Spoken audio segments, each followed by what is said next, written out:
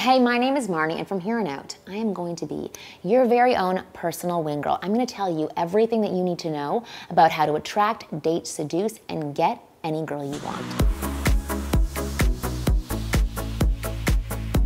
So today, I want to tell you about the mistakes that men make while they're on dates. They're just little tiny mistakes that you may not even be realizing that you're doing, but if you change these 3 things, it's going to totally transform the way that you date and the outcomes of your date, so that you'll get a second, third, and fourth date.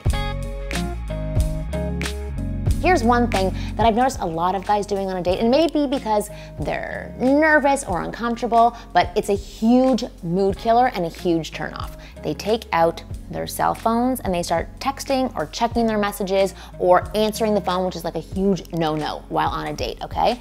If you take out your phone, you're signaling to the girl that she's not important, that you're totally in another place and that your mind is on something else and that this date is not going well. And most likely you're doing it because you're nervous and you want something to keep you comfortable. So number one thing and number one mistake that guys make is taking out their cell phone on a date. What I want you to do is put that cell phone away and don't touch it unless you do want to signal to the girl that you're not into her or that you want a quick exit.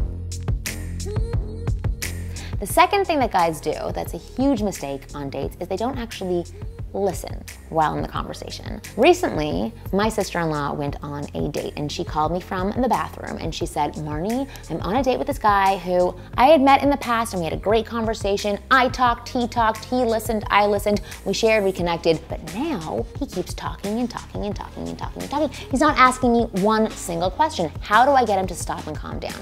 And I know that this is a common mistake that guys make because, again, they probably get nervous or because they've heard from other people that awkward silences are a no-no, that what they do instead is they just talk and talk and talk and they don't actually listen.